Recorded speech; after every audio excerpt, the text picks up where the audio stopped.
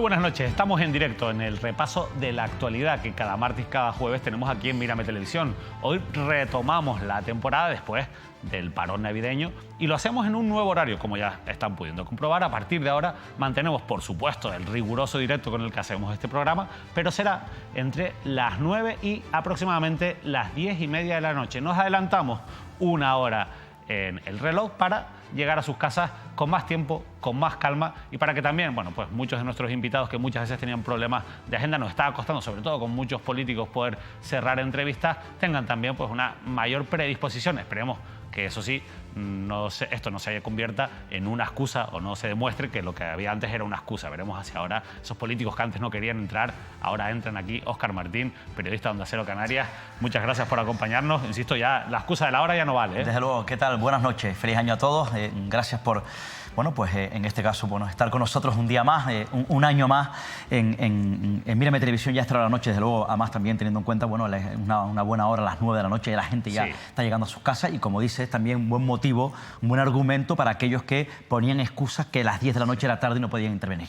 Bueno, ¿y cómo está la actualidad? Porque el año ha empezado cargadísima de actualidad, sobre todo actualidad también en los tribunales, con sentencias, algunas muy esperadas, como la que hemos conocido sin duda este lunes y que ha sido una de las noticias más importantes y más esperadas, como decía, en el terreno judicial. La sentencia del caso Hable, la última pieza que quedaba todavía por juzgar, por sentenciar de ese gran caso Unión, el caso que ha puesto patas arriba a la isla de Lanzarote, que ha sacado a la luz la corrupción campante que durante años se instaló en las principales administraciones de la isla de Lanzarote. Ya hay sentencia del caso Hable, la principal condenada es Isabel Denis, la exalcaldesa de Arrecife. Ha sido condenada a 10 años y medio de prisión por los delitos de fraude a la administración pública, cohecho y también por prevaricación administrativa. También ha sido inhabilitada durante 42 años. La segunda pena más importante ha recaído sobre el abogado Felipe Fernández Camero, que aún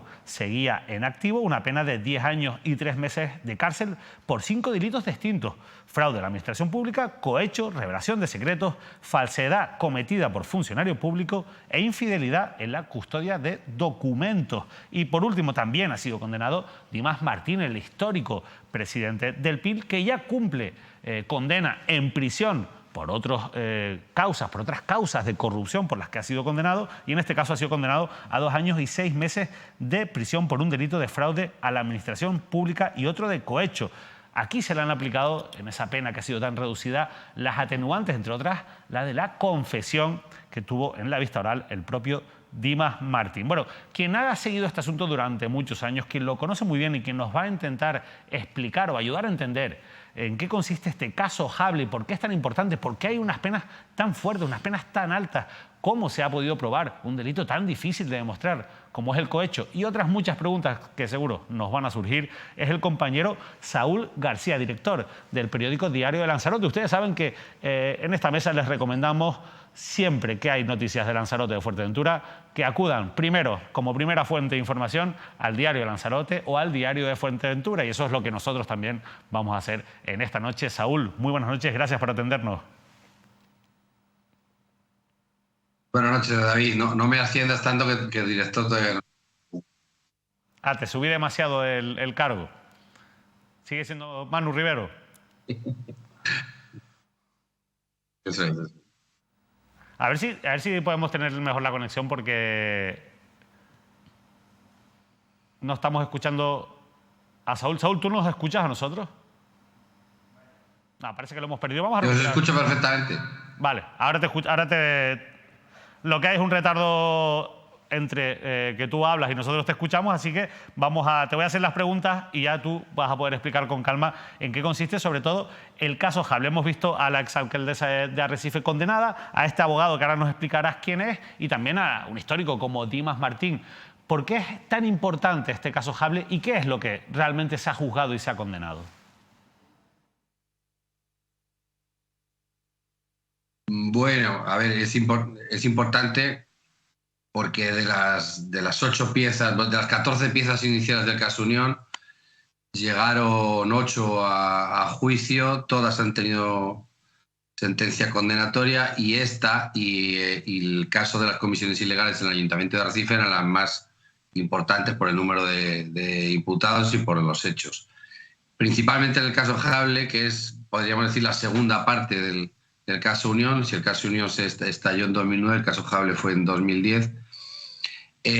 Lo que se ha juzgado han sido dos expedientes. Uno es la concesión irregular del contrato y sucesivas ampliaciones de la basura y la limpieza viaria a la empresa Tecmed, que luego se convirtió en Urbaser, que por cierto todavía sigue con la concesión de la limpieza en Arrecife. Y otro es la concesión del proyecto y de las obras del pabellón deportivo del barrio de Argana Alta, que desde el año que en realidad se abrió y se cerró, que en definitiva no ha funcionado nunca, desde el año 2013 está cerrado con graves deficiencias en su estructura. Es decir, que es un caso en el que se cumple perfectamente, en el que se ve perfectamente las causas directas de la corrupción, de hacer las cosas mal y de elegir a las empresas por el dinero que te van a dar y no por lo que puedan aportar,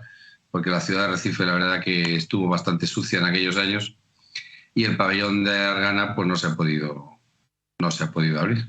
Saúl, se ha condenado por un delito, yo lo decía un poco al principio, que muchas veces es muy difícil de demostrar, que es el de cohecho, el del soborno, el de aceptar o proponer un soborno por parte de una autoridad pública o a una autoridad pública. ¿Qué sobornos se han quedado probados en este caso Jable? ¿Quién los aceptó y quién hizo las entregas? Los aceptaron tres personas: la alcaldesa de Arrecife, el jefe de la oficina técnica, Rafael Arrocha, y el secretario municipal, Felipe Fernández Camero. De esos tres, Arrocha, que ya ha sido condenado en otras dos ocasiones más, confesó hace unos cuantos años y reconoció los hechos, reconoció que cobró 180.000 euros por informar favorablemente del cambiazo que dieron para que se llevara Urbaser el concurso.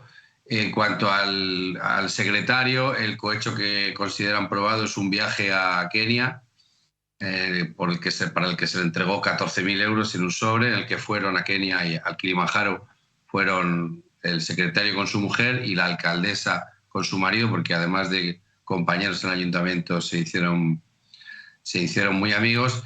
Y el otro cohecho es un bolígrafo Montblanc que cuesta 765 euros. En cuanto a la alcaldesa, la lista es larguísima.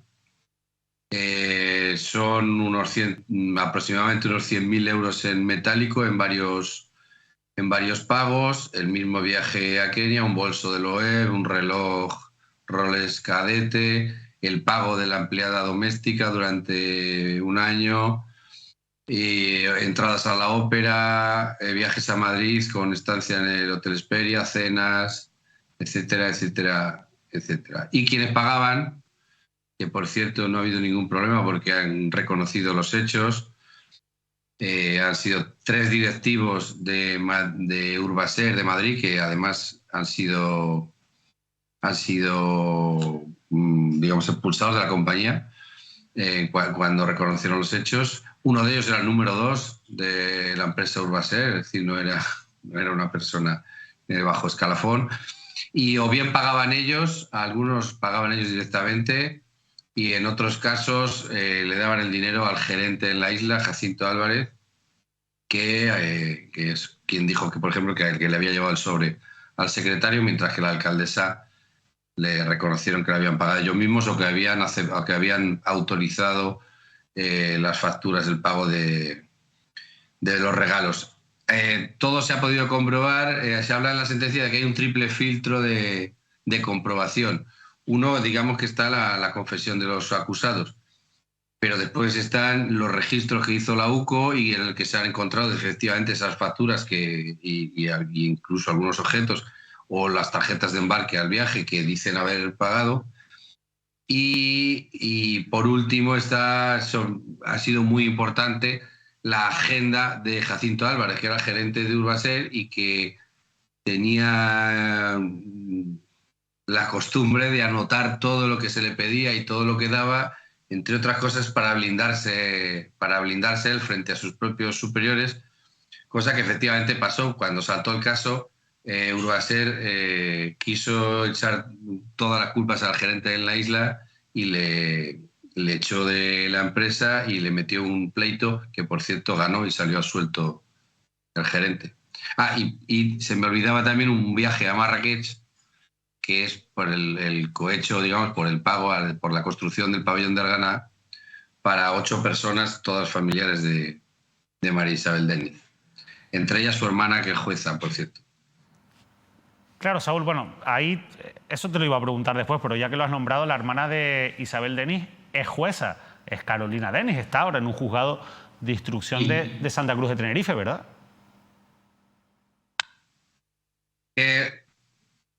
Carolina Deniz era la titular del juzgado que después, al abandonar ese juzgado, del juzgado de instrucción número 5 de Arrecife, que fue el que instruyó el caso.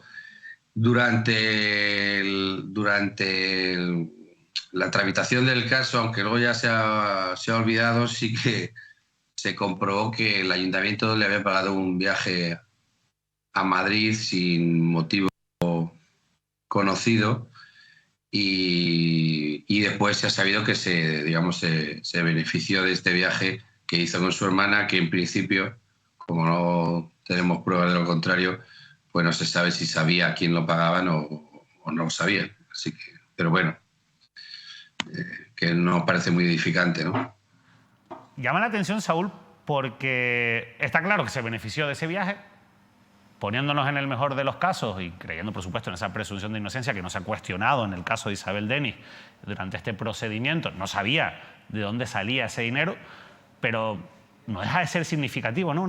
Una persona que se dedica a impartir justicia, en este caso a instruir algo tan importante como son las causas penales, es hermana y compartía, digamos, no es que sean hermanas distanciadas, fueron juntas en este viaje, como tú bien has explicado, con una persona que es Isabel Deniz, que por lo que tú has contado, no es que tuviera un brote de corrupción puntual en un momento dado, es que vivía en una corrupción, insisto, corrígeme si me equivoco, sistemática a la hora de funcionar dentro del Ayuntamiento de Arrecife. Precisamente una de las partes de las que habla la sentencia del aumento del patrimonio de ella y de su marido.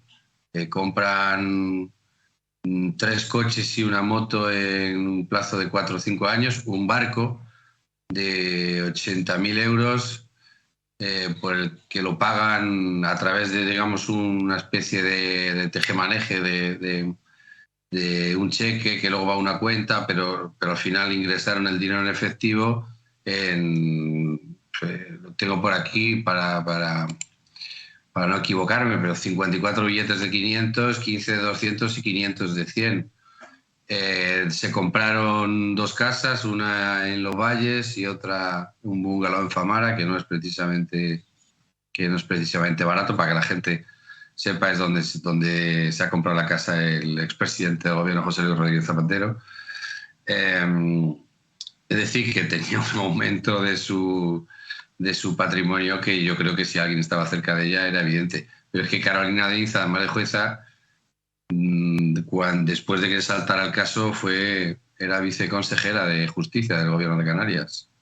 En el gobierno, no me gustaría equivocarme, pero entre 2007 y 2011, si no recuerdo mal. Bueno, la verdad que eso daría para, por ejemplo, entender cómo es posible que una persona con esta situación que tú acabas de relatar, la de la jueza, y que evidentemente son hechos que todo lo que se ha contado, todo lo que tú has contado, están demostrados, son así, están los que se han podido probar, las responsabilidades penales, y las que no, pero que cuanto menos generan preguntas, pueda seguir instruyendo casos en los que se ve afectado gente de Coalición Canaria, el partido que incluso la colocó en un cargo dentro del Ejecutivo Autonómico. Pero una última pregunta antes de que te cuestione o te pregunte Óscar Martín. Claro, uno ve el perfil de Isabel Deniz y viendo esa manera continuada de hacer las cosas, es fácil que alguien se pregunte, pero bueno, ¿y esto fue lo único que hizo Isabel Denis? ¿Tiene otras causas abiertas? Porque la sospecha es lógica. Alguien que funciona así en estos dos expedientes no habrá funcionado igual en otras cuestiones que se han tramitado en el ayuntamiento cuando ella era alcaldesa.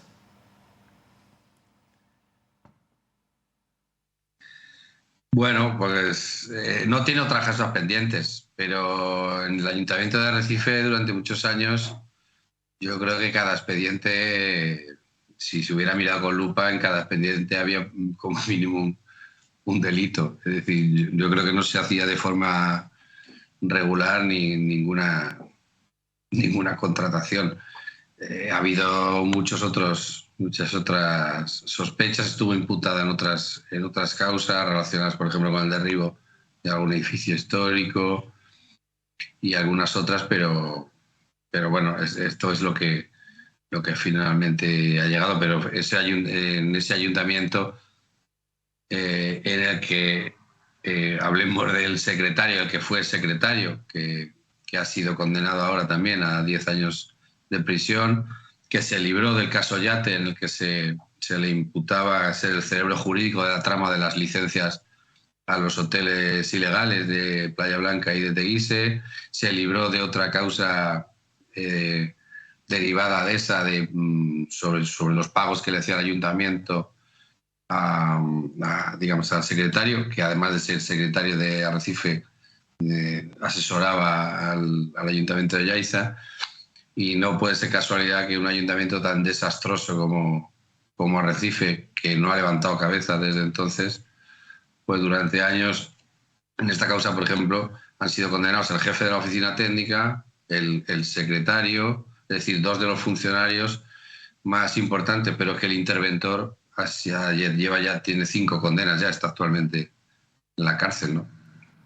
Óscar. Sí, hablaban antes, hace escasamente unos minutos, Saúl, David, de Carolina Denis. Efectivamente es una jueza en activo. Como decía Saúl, fue viceconsejera de Justicia del Gobierno de Canarias. Y un dato además, también una clave, fue portavoz del Gobierno de Canarias por la cuota de Coalición Canaria. Saúl, teniendo en cuenta que María Isabel Denis fue alcaldesa de Arrecife, como comentan, primero en una etapa, corrígeme Saúl, que conoce perfectamente las claves de Lanzarote, por el Partido Independientes de Lanzarote, cuyo líder fue el todopoderoso histórico Dimas Martín, y en otro tramo por Coalición Canaria, teniendo en cuenta también que la señora Denis fue diputada regional de Coalición Canaria. Durante las últimas horas, ¿ha habido algún pronunciamiento de Coalición Canaria en Lanzarote? ¿Ha pedido perdón Coalición Canaria en Lanzarote? Entiendo que no, ¿verdad?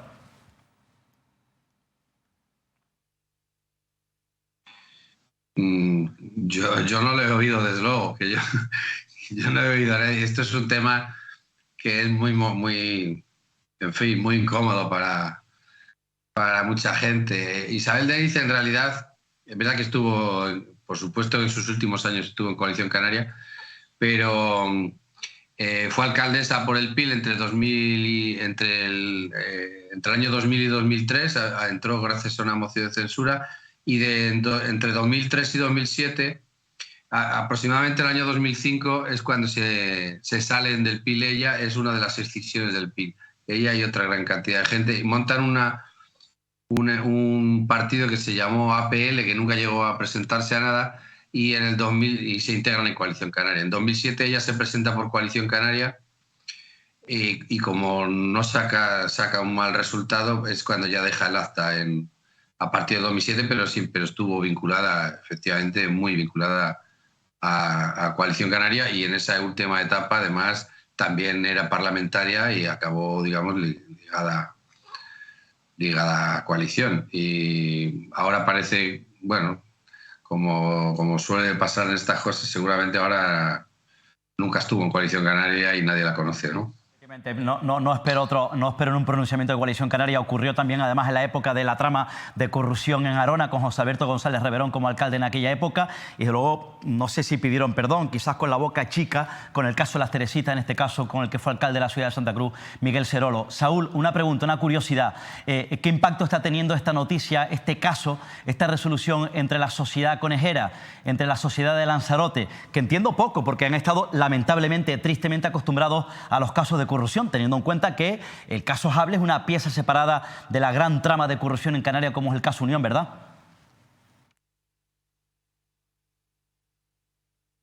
Sí, a ver, claro, hay que tener en cuenta que el caso Unión fue en el año 2009.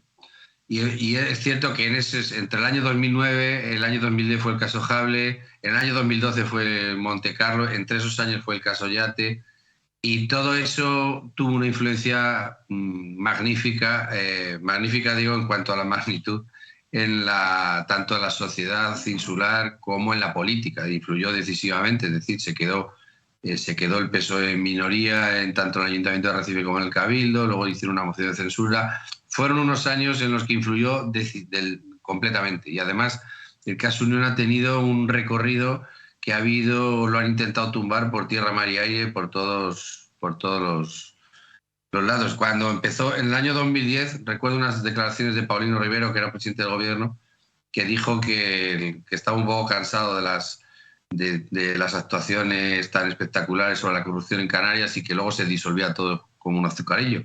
Bueno, finalmente han condenado a 36 personas, muchas de ellas han entrado a la cárcel y ha habido ocho piezas, digamos, que se han juzgado. No parece que haya sido finalmente, no parece que estuviera muy acertado Paulino de Rivero. Pero bueno, lo que quiero decir es que durante muchos años fue muy impactante, y lo que ha pasado, por ejemplo, con esta pieza última de Hable es que ha estado 6 años dormida porque los acusados recusaron a la mitad de los jueces del archipiélago y después la fiscalía recusó a la otra mitad prácticamente. Entonces hubo que crear una sala casi ad hoc para juzgar este caso con retales, con todos los respetos para los magistrados, pero con personas que pertenecen a otras secciones, ¿no?, de la Audiencia Provincial. Y claro, ha pasado tanto tiempo que, bueno, que esto, si era incómodo, los casos de corrupción, si son incómodos cuando digamos está en su pleno apogeo, cuando ya pasa el tiempo, ya la corrupción es algo que parece que a nadie le interesa recordar y que sigue siendo algo bastante incómodo, sí. Bueno, lo importante es que al final, Saúl, se lleguen a condenar. Yo te quería preguntar, bueno, hay que dejar claro que en la sentencia cabe recurso. Yo supongo que las partes, no sé si lo sabes, no lo puedes decir, recurrirán en casación esta sentencia.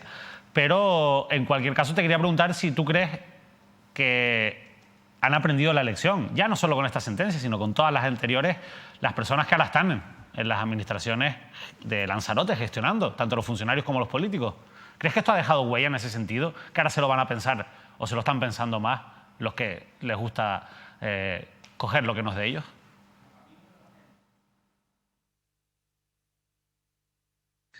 Bueno, a ver, que dejó huella, sí.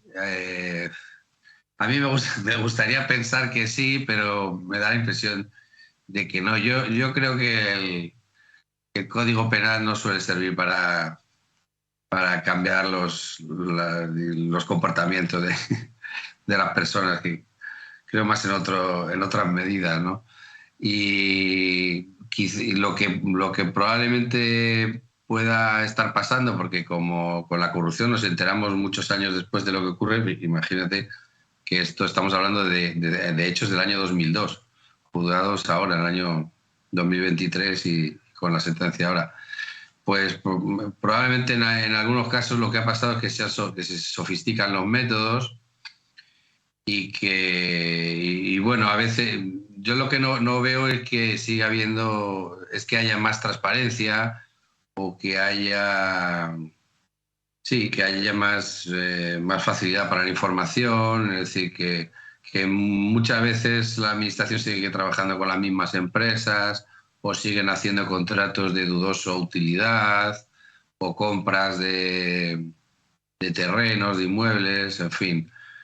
Bueno, yo creo que no vamos a estar nunca libres de la corrupción, pero lo que hay que estar es siempre vigilante, claro, eso sí. Pues nada, Saúl, y ahí es fundamental también el trabajo de los medios de comunicación y de periodistas que, como tú, han contado durante mucho tiempo, bueno, pues esta corrupción ya probada y juzgada y sentenciada, insisto, todavía no sentencia firme, pero que ha quedado ya bastante claro después de tantos años de instrucción, bueno, cómo se manejaban en aquella época en el Ayuntamiento de Arrecife. Saúl, de verdad, muchísimas gracias. Te seguimos leyendo en el Diario de Lanzarote.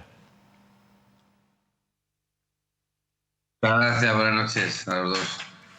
Y saludos a Manu Rivero, director de Diario Lanzarote y Diario de Fuerteventura. Óscar, muchísimas cosas que nos ha dejado la intervención de de Saúl, lo más importante quizás es cómo la corrupción se instaló de manera sistemática en el Ayuntamiento de Arrecife en aquella época, que no era solo en el Ayuntamiento de Arrecife, que venía emanada ya de cómo se hacía la política y que ahí tenían un maestro como era de la corrupción, como es el propio Dimas Martín, pero cosas como las cuestiones éticas que nos plantea la figura de Carolina Denis, o que Urbaser, que era quien daba estos sobornos, quien entregaba esos sobornos, siga teniendo la concesión de la basura en Arrecife, son cosas que quizás son muy difíciles de comprender. Sí, y no es fácil en este caso descifrar las claves de una de las mayores tramas de corrupción de Canarias, junto al caso de las Teresitas, como decía, ¿no? Que sobrevoló Arrecife, la capital de la isla, y también municipios como Yaiza, un municipio turístico, el municipio más potente turísticamente con la concesión ilegal, en este caso de licencias hoteleras. Es una pieza, es importante decir que el caso Hable es la última pieza del caso Unión. La figura de Dimas Martín es importante porque Dimas Martín históricamente fue, permítanme la expresión o permítanme que lo diga así sinceramente, el cerebro de los casos de corrupción de la isla de Lanzarote. Por eso el histórico dirigente, el todopoderoso Dimas Martín, el fundador del PIL, por varias causas continúa en prisión. En este caso estuvo en su momento en la prisión de Tenerife 2 en la isla de Tenerife. Ahora, si no me equivoco, sigue en Taiche. Regresó a su isla natal, a la prisión de Taiche, y en este caso, bueno, se enfrenta a una nueva pena con esta pieza del caso Hable. Insisto, el caso Unión, una de las mayores tramas. Caso Unión, recuerden, era una trama de corrupción en la que fueron implicados en este caso políticos, empresarios, funcionarios, y además también con una presión tremenda. Ya saben además también que había algunos personajes que, bueno, pues se vieron truncada su carrera política, como Carlos Espino. Carlos Espino, para que en Lanzarote es muy conocido, para que el resto de las islas lo conozcan, fue el secretario general del PSOE en la isla de Lanzarote, un histórico dirigente del PSOE en Lanzarote. Fue uno de los denunciantes del caso Unión, que le costó además también muchos problemas bueno, en su vida política. Le costó además también la carrera política en el PSOE, porque si no me equivoco no fue apoyado del todo por el Partido Socialista, aunque bien es verdad que en la última etapa apareció casi en la primera línea como jefe de gabinete de la que hasta hace bien poco era presidenta del Cabildo de Lanzarote, la socialista María Dolores Coruja, además secretaria general del PSOE en la isla de Lanzarote. En este caso aprovecho para felicitar la labor que hizo en su momento el propio Carlos Espino, con el que además también tuve oportunidad muchas veces de entrevistarlo, y nos contaba muchas claves acerca del caso Unión. Empresarios, por ejemplo, el todopoderoso intocable Juan Francisco Rosa, también un empresario hotelero, un empresario potente en la isla de Lanzarote, con una influencia en la sociedad de Lanzarote, con una influencia también en el sector, en el mundo empresarial de la isla de Lanzarote, y con una influencia mediática. Además también, en este caso, que bueno, frente a un juez en aquella época que era César Romero Pampara IV, que fue el juez que instruyó el caso Unión, ahora el decano de los juzgados de La Laguna, que además también se vio sometido a una presión tremenda en la isla de Lanzarote. En cualquier caso, estamos hablando de una de las mayores tramas de corrupción en la isla de Lanzarote. Y créanme que además, por lo menos personalmente, entiendo además también que David te pasa lo mismo, contar este tipo de casos de corrupción a mí me revuelven el estómago y me produce una repugnancia tremenda. Animo a los conejeros que tengan esperanza. Sí, bueno, esperanza la verdad es que no las tenía el propio Saúl, pero yo creo que sí que es muy importante sobre todo que se informe de todo esto. Nosotros le hemos dedicado bastante tiempo, ya vamos a cambiar de asunto, pero sí que es verdad que es muy necesario. Y tú lo decías antes, hay mucha gente, lo decía Saúl, a la que no le gusta que se hable de esto. Nosotros nos gusta hablar de las cosas de las que no suele gustarse a los que están en el poder que se hable, ¿no? Y esta es una de ellas. Y yo creo que después hay preguntas que son pertinentes, ¿no? La pregunta de Carolina Denis, sacaba su nombre el propio Saúl García, pero nosotros lo teníamos aquí apuntado, queríamos hacernos esa pregunta, porque es una paradoja, la paradoja de la persona que imparte justicia y que a la vez comparte mesa con su hermana, que es una corrupta probada y además una corrupta de tomo y lomo, ¿no? Como hemos visto y como ha quedado claro en esta sentencia, que además se beneficiaba, por supuesto, vamos a creernos que sin saber de dónde venía ese dinero, de esos viajes que pagaba Urbaser, y que fue después colocada en el gobierno de Canarias, en un alto cargo, en una portavocía, y que ahora instruye de nuevo casos que afectan a políticos de Coalición Canaria. Es que el dato hay que darlo. Ella fue la persona que archivó el caso Geneto, por ejemplo, hace tan solo unos meses, donde se investigaba a altos cargos de Coalición Canaria. La pregunta es obligada, ¿es ético? ¿No es reprobable que una persona con estos antecedentes, con esta ficha, siga instruyendo casos, y sobre todo que sigue instruyendo casos que afectan a políticos del partido al que ella representó. Sí, Carolina Denis, la hermana, como decía yo, jueza, además de viceconsejera en su momento, fue portavoz del Gobierno de Canarias por la cuota de Coalición Canaria. El caso Geneto, entiendo además también, creo que se ha tenido que retirar en este caso de algunos casos como jueza instructora por su vinculación del pasado a Coalición Canaria, a la administración pública, en este caso al Gobierno de Canarias. Y si no me equivoco, en el primer tramo, corrígeme David también, fue la jueza instructora del fraude de Líneas Argüey, en este caso con Miguel Concesión como presidente de la compañía.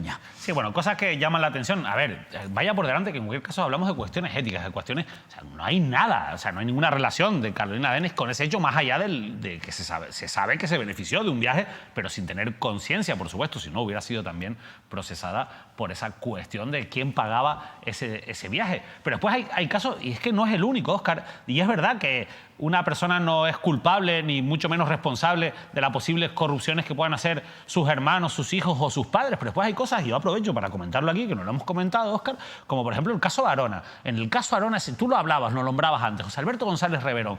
Bueno, en el caso Arona, en el gran caso Arona, donde se demostraron que se pagaron también por obtener licencias urbanísticas y beneficios urbanísticos, se pagaron mordidas en Arona, el único que entró, que se reconoció que recibió esas mordidas y que entró, o que se probó que recibió esas mordidas y que entró en la cárcel, fue Félix Sierra, un histórico político del Partido Popular. Bueno, pues su hijo, Luis Sierra, es concejal en estos momentos del Partido Popular en Arona y durante el juicio tuvo que ir a declarar como testigo porque, entre otras cosas, en la investigación se acreditó que tenía un gasto mucho más alto del que podía tener porque no tenía ingresos, cuando no tenía ingresos porque se creían los investigadores que el dinero, parte del dinero que recibía su padre, después era ingresado en una cuenta del propio Luis Sierra de la que presuntamente se beneficiaba. Por supuesto que sin tener ni idea de... o así se entiende, ¿no? Sin tener ni idea de lo que hacía su padre y de que su padre era un corrupto, como ha quedado demostrado. Pero después se dan estas circunstancias, oye, y cuanto menos las preguntas hay que ponerlas sobre la mesa y plantean un dilema ético, ¿no, Óscar? Félix Sierra, Andrés Montiel, menudos pájaros en este caso para el Partido Popular en aquella época, tanto en Arona como en Adeje. Efectivamente, el hijo de Félix Sierra es concejal de deporte en el nuevo gobierno de Fátima Lemes, del Partido Popular, en este caso en Arona. En cualquier caso, el caso Arona, recuerda, había caso Arona 1, caso Arona 2, caso Arona 3 y caso Arona 4. Por eso preguntaba yo al propio Saúl si Coalición Canaria en Lanzarote se había pronunciado o se había pedido perdón, por si lo había hecho también en este caso, insisto, sobre el caso Hable, porque yo además también planteaba, no escuché de manera contundente pedir perdón a la sociedad tinerfeña Coalición Canaria. Y nombraba en este caso a José Alberto González Reverón, porque algunos entraron en la cárcel. Es verdad que el histórico alcalde de Arona, el propio Reverón, no entró en prisión, pero sí fue condenado a inhabilitación como cargo público por delitos, insisto, en este caso, bueno, a los que se le acusaron como máximo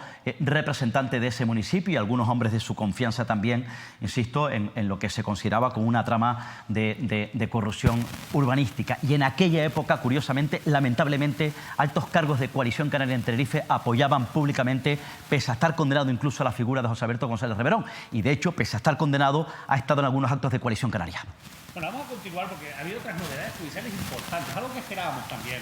Es que creo que no... Vámonos a publicidad un momento porque tenemos un problema técnico.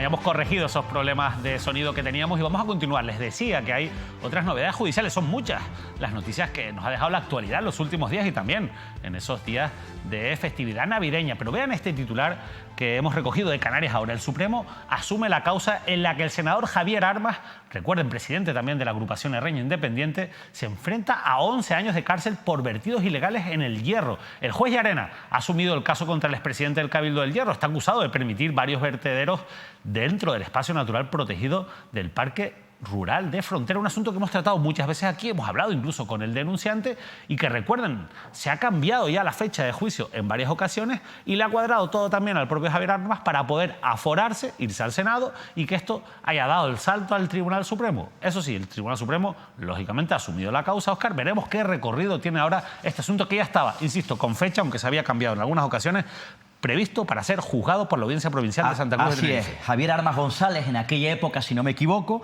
era director de Medio Ambiente, Seguridad y Emergencias del Hierro. También hay otros implicados. Javier Armas González, el hermano, como saben ustedes, de Alpidio Armas, en este caso el actual presidente del Cabildo del Hierro, secretario general de los socialistas herreños. Saben que además también es presidente, doy algunas claves para que sepan de la figura de Javier Armas, presidente, como decía, de la agrupación Herreña Independiente. El propio Armas logró en las pasadas elecciones convertirse en presidente del Cabildo del Hierro y se vio sometido a una moción de censura descabalgado por su hermano Alpidio Armas, que ha fraguado un pacto después de esa moción de censura con los escindidos de la agrupación Herreña Independiente, con David Cabrera, en este caso, insisto, que bueno, tuvo una pugna y una guerra con la agrupación Herreña Independiente como actual vicepresidente del Cabildo del Hierro. Es importante el recorrido que pueda tener. Yo contaba en su momento que la intención, una vez perdía el poder como presidente del Cabildo del Hierro, el propio Armas González, Javier Armas González, su intención era convertirse, tener el arropo o el apoyo de la agrupación Herreña Independiente y de Coalición Canaria. No olviden que la agrupación Herreña Independiente y Coalición Canaria tienen un acuerdo, en este caso mutuo, de apoyo mutuo, en este caso después incluso de haberse escindido de Coalición Canaria, pero sí juntos en la Isla del Hierro, tener el apoyo para convertirse en senador, ser candidato al Senado por la Isla del Hierro. Yo contaba en su momento que esa decisión estaba clara, desde luego motivada porque quería aforarse, como han hecho otros dirigentes cuando tienen alguna causa penal pendiente. Y así ha sido. Entiendo además también que quien quiera aforarse, en este caso, o ser senador con una causa abierta, eternizar los casos judiciales, como ya, insisto, ha ocurrido con otros conocidos, lamentablemente, dirigentes, en este caso, de nuestra comunidad autónoma. ¿Qué ocurre? Que tiene su recorrido, habría que estar atento. Ahora, como decía David, es el Supremo, en este caso, quien lo procesa, quien abre ese procedimiento al estar aforado contra Javier Armas, repito, este histórico dirigente también del Hierro, pero hay que tener en cuenta o estar muy atento al recorrido. ¿Por qué? Porque puede tener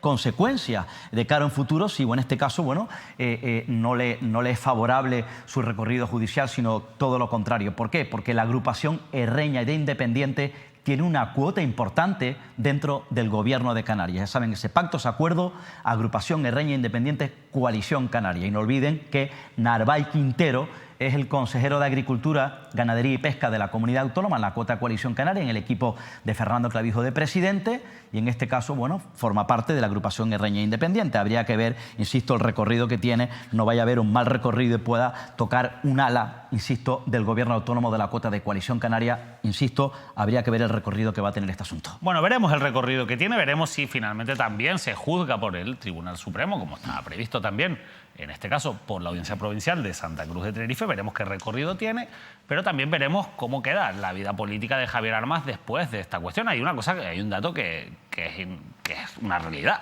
y es que los vecinos y vecinas de la Isla del Hierro decidieron elegir a Javier Armas. No fue colocado por la comunidad autónoma, como ocurrió en su momento con el propio Miguel Cerolo, incluso con el propio Fernando Clavijo, que con causas judiciales fueron colocados como diputados representantes de la comunidad autónoma en una clara estrategia de aforamiento.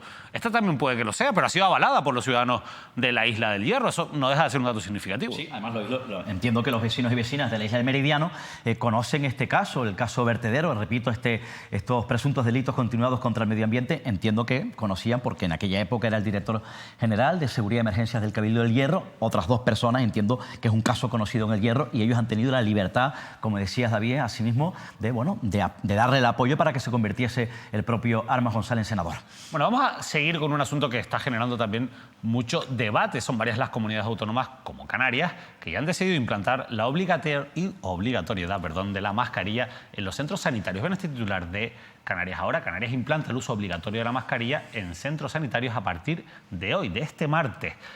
También, por cierto, los cabildos han anunciado que la mascarilla será obligatoria en los centros sociosanitarios que dependen de las corporaciones insulares. Todo esto en medio de una epidemia de gripe y de coronavirus que está sacudiendo los servicios sanitarios de la comunidad autónoma y, sobre todo, poniendo en jaque esos ya pues muy débiles servicios de urgencias que están colapsados constantemente y que ahora en estas situaciones están completamente desbordados. Sí, esta es una decisión... Imágenes dramáticas las que se están viviendo. Absolutamente, en los servicios de urgencia. Una decisión acertada. Entiendo yo además también que entiendo que la toman los gestores políticos, el Ministerio de Sanidad, en este caso la Comunidad Autónoma, la Consejería de Sanidad, como siempre, como saben, bueno, pues en base a decisiones técnicas de los expertos. Es verdad que ha habido algunas semanas tensas en la Interterritorial de Sanidad, ¿no?, donde se han reunido con los responsables del Ministerio, las comunidades autónomas, donde ha habido enfrentamientos, donde ha habido confrontación de criterios a la hora de establecer el uso de las mascarillas en los centros sanitarios, centros de salud, hospitales y, como dice, también en los centros de mayores. Yo no sé si llega tarde, pero ha llegado, porque entiendo además también, es palpable el pico tremendo que se ha vivido con la gripe A. Han habido muchas familias en Canarias, desde luego, golpeadas, ¿no?, en sus casas, encerrados por tener los síntomas graves, además, ¿no?, y potentes, fuertes, sí, de la gripe A. En este caso también el repunte del COVID, el llamamiento que se hace para que la gente, bueno, pues respete o no acuda en masa a los servicios de urgencias que están colapsados. Si la presión asistencial, digan lo que digas, muy alta en estos momentos. Hay una sobreocupación en los centros hospitalarios, en los servicios de urgencia y, en este caso, concretamente también en los centros de atención primaria, en los centros de salud. Hago un llamamiento también, me uno a ese llamamiento de, bueno, la gente que tenga un simple catarro, que, bueno, que sea prudente, que sea cauto, que no acuda a los centros de salud, en este caso a los servicios de urgencia, porque créanme que están sobrepasados los servicios, sobrepasados las infraestructuras, la presión asistencial, repito, es alta y sobrepasado, como pueden comprobar, han podido comprobar, lo están denunciando los profesionales sanitarios, los médicos, los facultativos y todo el colectivo, amplio colectivo de la sanidad pública en Canarias, insisto, que está lanzando el grito al cielo porque están absolutamente agotados. Ahora bien, dicho esto, que este es el escenario objetivo, espero que sirva de prueba una vez más, insisto, para, desde luego, actuar ante las deficiencias sanitarias, insisto, deficiencias sanitarias que continúan en esta comunidad autónoma.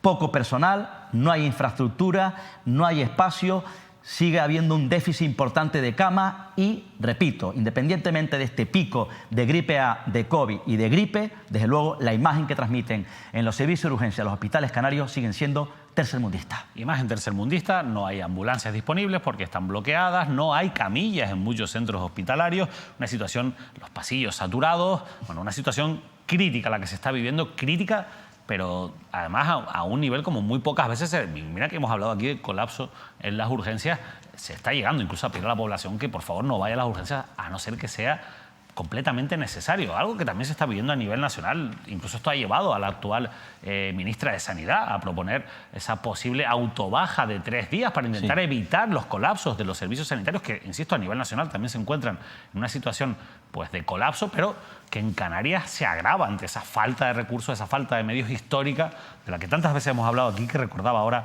Óscar Martín. Bueno, cambiamos de tercio, vamos a hablar de política municipal. En este caso de la política y la actualidad del Ayuntamiento de Las Palmas de Gran Canaria, porque este lunes en Canarias al Día nos acompañó Jimena Delgado, que, como saben, es la portavoz del Partido Popular en el Ayuntamiento de Las Palmas de Gran Canaria, también es diputada en el Congreso por el Partido Popular, pero nosotros enfocamos, como nos gusta lo local y estar cerca de los problemas que a ustedes les afectan, la entrevista en hablar sobre todo de los problemas que tiene el municipio de Las Palmas de Gran Canaria. Y uno de ellos, que comparte con otras urbes en Canarias, como por ejemplo con Santa Cruz de Tenerife, es el de la limpieza.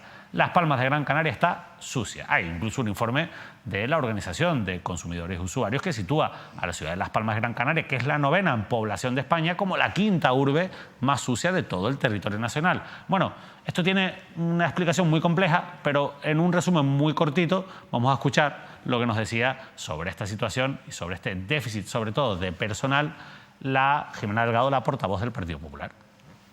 La limpieza, que también a la izquierda le encanta acusar al Partido Popular que privatizamos, nunca antes se había privatizado tanto, sobre todo en limpieza en el Ayuntamiento de Las Palmas de Gran Canaria, porque también han sido incapaces de cubrir las plazas. En limpieza hay 1.080 plazas de empleados públicos, de trabajadores públicos. ¿Cuántas están cubiertas? Ahora mismo no llega a 300. Hay 437 vacantes que no se han podido cubrir. Y tampoco se han Pero lo mismo nos encontramos con la policía o con los bomberos. ¿Por qué tenemos esa falta de policías en la ciudad de Las Palmas de Gran Canaria?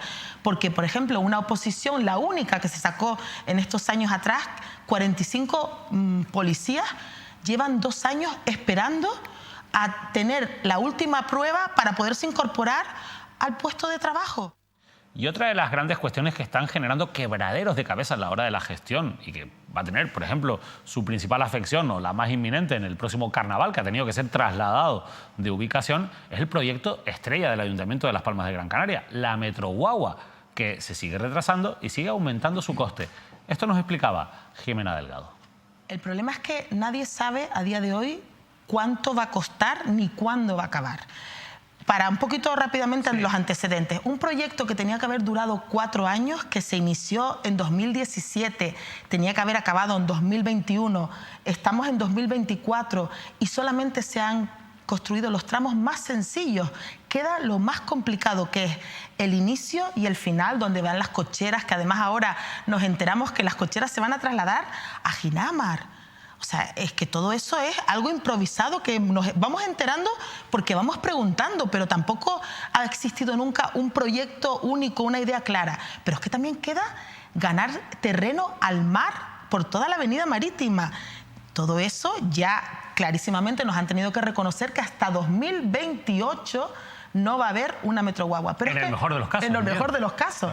Pero es que un proyecto que tenía que haber costado 100, 110 millones de euros, vamos por 175 y todavía todo esto que estamos hablando no está ni tan siquiera contemplado. Bueno, en esa conversación, Óscar, con Jimena Delgado, uno se da cuenta de la de calderos al fuego que tiene la alcaldesa Carolina Darias. Son muchos los frentes abiertos y sobre todo muchos frentes a los que no se está consiguiendo dar una respuesta, digamos, bueno, eficaz de cara a lo que entienden los ciudadanos. El problema de la limpieza quizás es el más evidente. Sí, en este caso, bueno, Carolina Darias tiene experiencia en la vida municipal. Ya en la época de Jerónimo Saavedra como alcalde de la capital Gran Canaria fue concejal de urbanismo. Además también estuvo de consejera en el Cabildo Insular de Gran Canaria. Insisto, viene del área de sanidad, de gestionar. En una época dura el Ministerio de Sanidad tiene experiencia política, pero la experiencia o la gestión política en el ámbito nacional no tiene nada que ver con gestionar la vida municipal, aunque, insisto, tiene experiencia. Duro trabajo le lleva o tiene por delante, le enfrenta a la señora Darias en la ciudad de Las Palmas. Es verdad que gestionar una ciudad como la capital Gran Canaria no es nada fácil. En este caso, el proyecto de la Metroguagua, que como decía, sigue, ya lo hemos contado, algunos tramos, algunas líneas, algunos tramos de la ciudad, en algunas obras siguen teniendo retrasos importantes y por otro lado, bueno, pues sigue aumentando el presupuesto, por tanto la cuantía económica que se incide directamente en los bolsillos de los vecinos y vecinas de la ciudad de Las Palmas. Luego está la limpieza.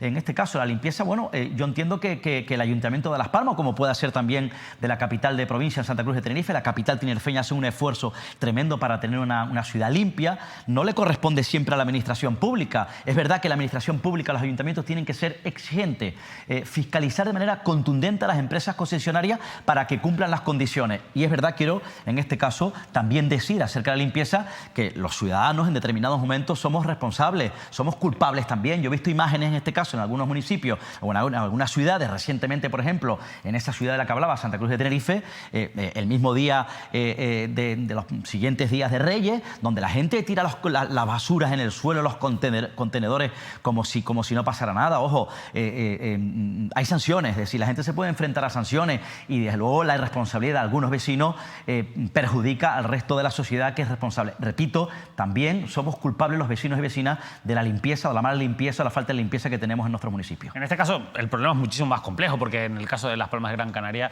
está caducado el concurso desde hace 5 años y claro, se han ido parcheando la situación. Al final eso lleva en un modelo que es mixto, donde hay una parte privatizada, otra parte que depende directamente de la administración pública. Esa falta de personal, hablaba Jimena Delgado de que faltan más de 400 operarios. Claro, si faltan más de 400 operarios en una ciudad como Las Palmas de Gran Canaria, obviamente eso se nota. Bueno, vamos a continuar en Gran Canaria porque la actualidad también nos lleva hasta los municipios de Gáldar y Agaete, que están o han unido fuerzas para luchar contra un tendido eléctrico. Así nos lo contaban nuestros compañeros de los servicios informativos de Mírame Televisión. Las alcaldías de Gáldar y Agaete en Gran Canaria advierten al Gobierno de Canarias sobre la posibilidad de emprender acciones legales, incluyendo un contencioso administrativo, tras la aprobación de la Dirección General de Energía para la instalación de 4 plantas solares y una línea de alta tensión en sus municipios. Esta línea de casi 10 kilómetros se extiende de forma subterránea y aérea, con 35 torretas de más de 20 metros de altura, generando un significativo impacto ambiental. El alcalde de Galdar, Teodoro Sosa, anuncia la intención de impugnar la decisión administrativamente, argumentando que existe una alternativa propuesta por su municipio años atrás. Sosa considera la aprobación como un favor hacia una empresa específica, cuestionando la prioridad dada al interés público sobre las objeciones de los ayuntamientos, el cabildo, ciudadanos y diversos colectivos. El alcalde de Agaete, Jesús González, respalda la posición común de los municipios afectados y aboga por sustituir las torretas por cables soterrados a lo largo de la carretera GC2, una propuesta presentada por su ayuntamiento. Destaca que esta alternativa minimizaría el impacto ambiental. Cabe mencionar que la línea proyectada cruza numerosos cauces y barrancos, así como el área prioritaria de reproducción y alimentación de especies amenazadas de avifauna en Canarias, de picoviento a las moriscas, que alberga 10 especies protegidas, según informa el colectivo ecologista Turcón. Bueno, veremos el recorrido de esta lucha que se abre por parte de dos administraciones públicas, dos ayuntamientos de Gran Canaria, de la mano también de muchos colectivos sociales y ecologistas que se manifiestan en contra de ese tendido eléctrico. Pero nosotros queremos hacer una parada ahora en otro municipio donde hay una crisis política inesperada, por lo menos no nos la esperábamos antes de irnos de vacaciones navideñas, y que ahora nos hemos encontrado con que el pacto de gobierno en el Ayuntamiento de Ingenio, yo no sé si se tambalea, pero hay una grieta que se ha abierto, Óscar. Sí, hay una crisis en este municipio de Gran Canaria. Saben que allí además gobierna, hay un pacto, gobierna Fórum, partido que se llama Fórum Drago con Nueva Canaria.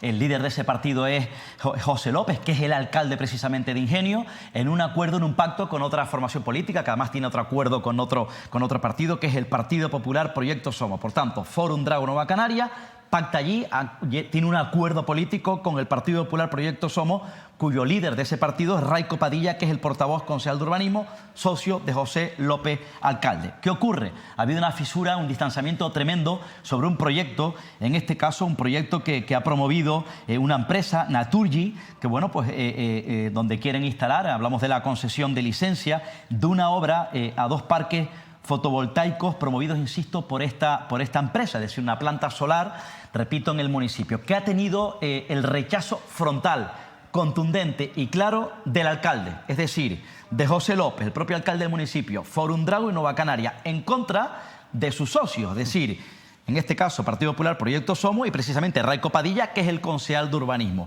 Al final hubo ahí un forcejeo, un enfrentamiento entre los dos socios de gobierno, fue aprobado finalmente el proyecto con la abstención del partido del alcalde y Nueva Canaria. Fíjense ustedes el panorama que se ha podido vivir, insisto, en contra a favor de este proyecto de planta solar en el municipio de Ingenio. De hecho, se vivió un momento tremendo en una sesión plenaria, porque el alcalde, como les cuento, se abstuvo al expediente para la concesión de licencia de obra, y además también hubo un lío interno en el propio ayuntamiento porque el propio alcalde, el señor López, retiró del orden del día del pleno, bajo la atenta mirada de su socio, el punto de recusación presentada contra él por la empresa. Por cierto, la empresa presenta, en este caso, una iniciativa en el Pleno para recusar al propio alcalde por estar en contra de este proyecto. Por tanto... Vaya guerra que hay abierta en Ingenio. Que me he sorprendido. Tremendo. La verdad, hay una guerra y un incendio político tremendo. Por tanto... Esto no ha trascendido demasiado. No, yo creo que merece desde luego, y sobre todo teniendo en cuenta los socios de gobierno. Uno es el concejal de urbanismo, el socio de gobierno, es decir, el Partido Popular Proyecto Somos, y luego José López, el alcalde, en contra. Y lo curioso es la presión que están teniendo, insisto, unos y otros por esta empresa para crear esta planta solar en el municipio. En cualquier caso, desde luego entenderán que el pacto, aunque lo nieguen, repito, en este municipio entre estas dos fuerzas políticas, está cogido por hilos. Bueno, cogido por hilos. Y bueno, un pacto cogido por hilos y que ha tenido muchísimos titulares, o por lo menos, no sé si cogido por hilos, pero que se ha tambaleado las primeras de cambio, ha sido el del municipio de Telde. Nosotros aquí, en esa guerra abierta que ha provocado al final, pues que 2 de los 3 concejales de Coalición Canaria hayan abandonado, digamos, las áreas de gobierno y han sido expulsados por parte del alcalde de las gestiones que tenían en las áreas de gobierno del municipio de Telde. Nosotros aquí muchas veces hemos especulado con la posibilidad, o nos hemos preguntado qué hay detrás de todo este movimiento. ¿Por qué Coalición Canaria no ha defendido a sus concejales de la reacción que ha tenido el alcalde expulsándoles? Estamos hablando sobre todo de Héctor Suárez y de Pilar Mesa. ¿Por qué no fueron defendidos por su partido político? ¿Qué hay detrás de todo esto? Y una de las posibilidades que deslizábamos, de las que hablábamos aquí, es que lo que se estuviera buscando es una alianza, como ya ocurre en otros municipios, entre Coalición Canaria y el partido del actual alcalde del municipio de Telde, Siuca. Pues bien, quiero que vean este titular de Telde Actualidad.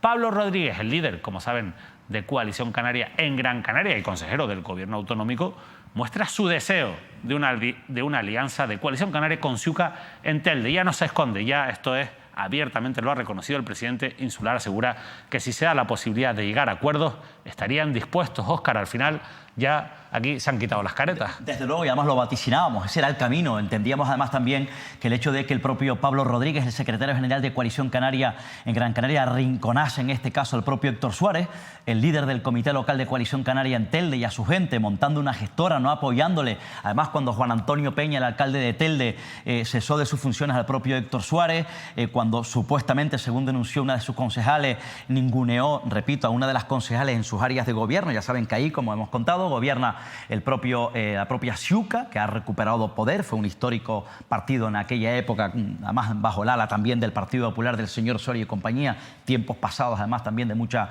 corrupción, por cierto. Partido Popular con Sergio Ramos y en este caso Más por Telde, Francisco Martel, que pese a que forma parte de Más por Telde va en la lista de Coalición Canaria, aunque se ha mantenido. Y es el único que se claro, mantiene, curiosamente, ¿no? Pese a la crisis que tuvieron, pese a ser sometidos a esa presión política de Juan Antonio Peña, la propia dirección del partido, es decir, el propio Pablo Rodríguez y su mujer fuerte, en este caso la que es actual directora general de transporte de la comunidad autónoma, María Fernández, montaron una gestora en contra, en este caso, de la asamblea o de los militantes de las bases de Coalición Canaria. Y así ha sido para dar pasos como este y acercarse a Siuca y mantener el control o llegar al poder de este comité donde Pablo Rodríguez pertenece. Pablo Rodríguez pertenece a la organización de Telde, habría que dar pasos. Y luego yo estoy convencido que el primer paso que tenían que dar es un golpe de Estado, un golpe político, montar una gestora. Pero no solamente ha expresado el propio Pablo Rodríguez su deseo de una alianza con Siuca, ha dicho, escuchen, ha dicho que las relaciones con el alcalde Juan Antonio Peña son excepcionales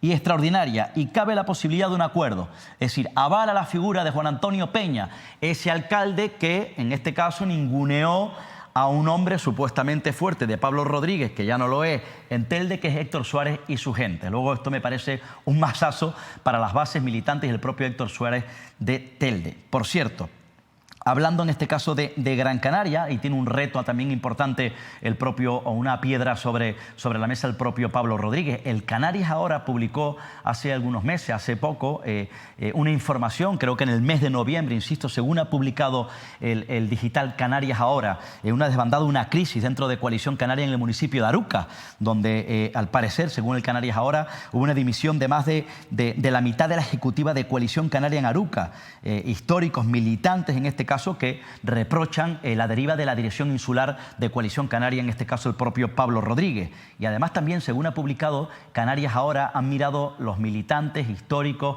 las bases, insisto, que al parecer han dimitido en bloque en Aruca, a Telde. Parece que no les ha gustado lo que ha hecho el propio Pablo Rodríguez con Telde. Hablan de moción de censura contra el propio Héctor Suárez. Por cierto, se va a enfrentar ahora a un próximo Congreso Insular Pablo Rodríguez, va a ser aspirante, quiere repetir como secretario general.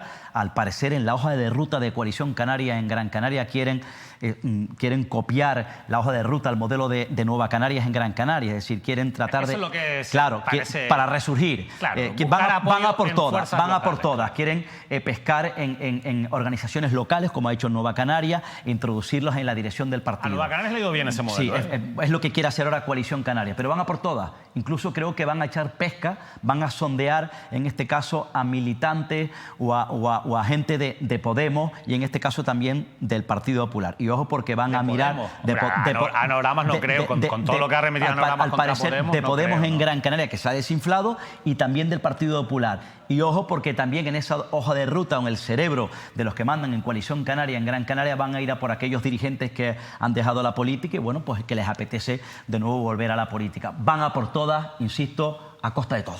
Bueno, van a por todas. Está muy interesante la política y la actualidad en la isla de Gran Canaria, pero nosotros queremos hablar de un hito importante que está marcado ya en el calendario, es este viernes día 12 de enero, porque se va a producir una nueva manifestación de las camareras de piso, de las conocidas como Kellys, en la isla de Tenerife, a partir de las 4:30, en Playa de las Américas, en el sur de Tenerife. Van a volver a salir a protestar por la precariedad, por su situación laboral, pero ¿quién mejor nos lo puede explicar? Vamos a conectar ahora con María Noel, que es una de las representantes, una de las portavoces del colectivo Kellys se acabó, que es el convocante de esta manifestación. María, muy buenas noches, gracias por atendernos.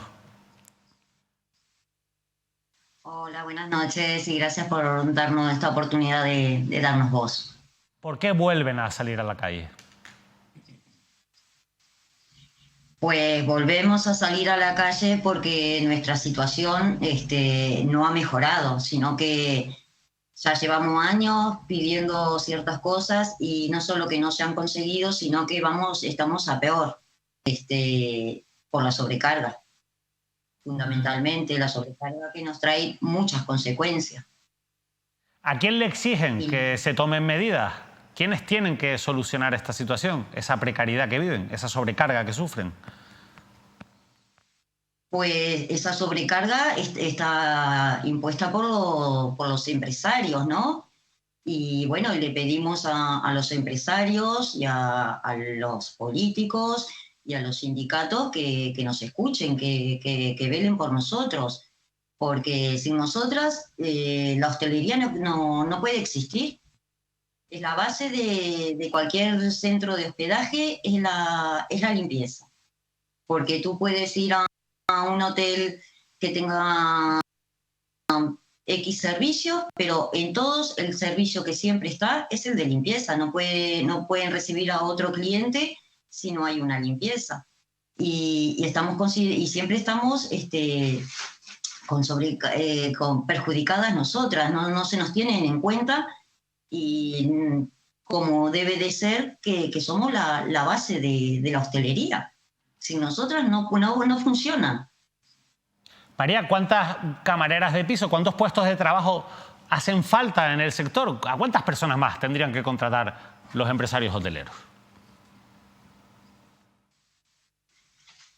Pues es cerca de por lo menos ya hay estudios realizados por profesores de la Universidad de La Laguna, donde de hace 4 años atrás, donde ya se veía de que estábamos con un 20% menos de camareras de piso de lo que debería de haber, ¿no? De que había ido disminuyendo en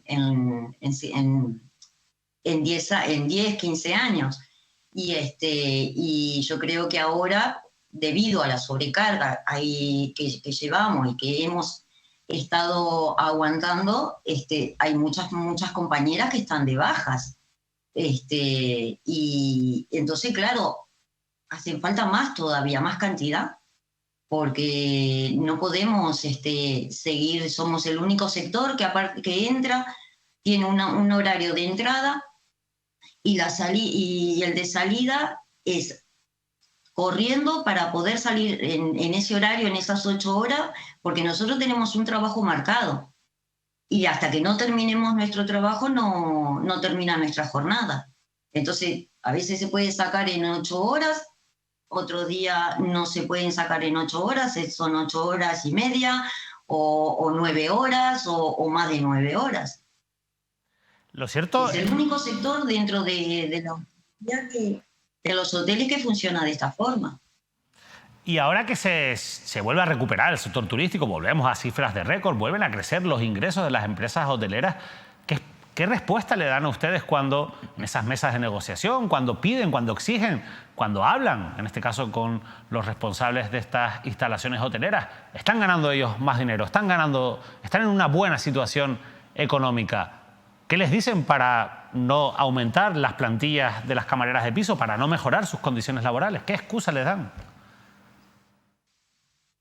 Pues a nosotros es que ni siquiera nos dan excusas, porque a nosotros no somos partícipes de esas mesas, a nosotras no se nos consultan. Si tú miras las mesas de los sindicatos, son muy poquitas las camareras de piso que están en los comités de empresa, con cargos y eso. Digo, no se escucha casi nuestra voz. se recuerdan muchas veces, nos recuerdan acerca de las elecciones sindicales o cuando hay elecciones municipales, nacionales y eso, los partidos políticos también, pero después se nos olvida fácilmente.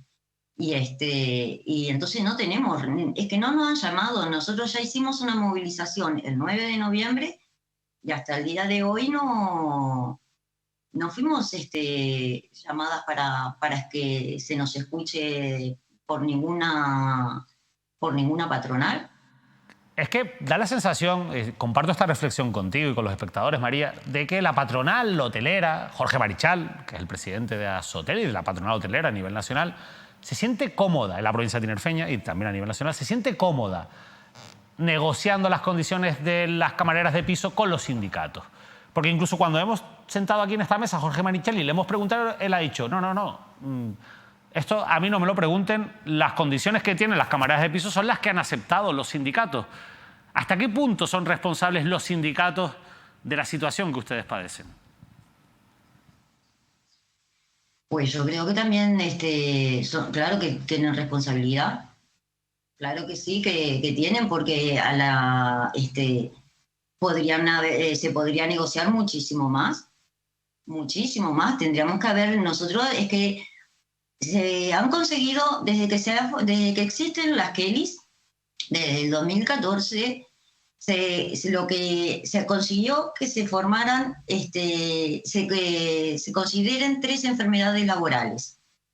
Hasta el día de hoy, eso no lo había hecho los sindicatos. Fue a través de que las camareras empezamos a juntarnos entre nosotras a través de redes sociales y que se formaron las asociaciones de Kelly, donde se nos empezó a escuchar. Y a su vez, al día de hoy, en 2024, seguimos teniendo problemas para que esas enfermedades que ya salieron de que son enfermedades del túnel carpiano, la del codo de tenista y una de hombro, hay médicos que hasta el día de hoy, y las mutuas, en muchas situaciones, siguen sin ponerlas que son enfermedades laborales para nosotros. Nos ponen como enfermedades comunes. Y aparte que es solo esas 3, cuando no se nos cuenta nunca una enfermedad, no se tiene en cuenta todos los problemas de columna que por el estar acarreando los carros con el peso que llevan, el agacharnos, todas las malas posiciones que hacemos para poder hacer las limpiezas, con el estrés que trabajamos. Porque es impresionante el estrés de llegar a tiempo, de que se va un cliente y va a venir otro y tiene que estar esa habitación en perfectas condiciones y seguimos, y no nos escuchan y seguimos no estamos en esas mesas negociadoras. Por eso salen a la calle, Óscar. Sí, señora García, ¿qué casos concretos nos puede contar, nos puede detallar de compañeras suyas que hayan sufrido, estén sufriendo de manera dura, sangrante, que estén siendo víctimas de esta sobrecarga? Casos concretos, ¿qué nos puede contar? Bueno, casos concretos, lo que pasa que, te explico, hay muchas camareras todavía que siguen teniendo el miedo, ¿no? Entonces, no puedo dar nombres ni nada de casos concretos, porque nosotros trabajamos con esa privacidad de que ella se anime a denunciar y eso con nosotras, y no lo podemos hacer, pero hay hoteles donde...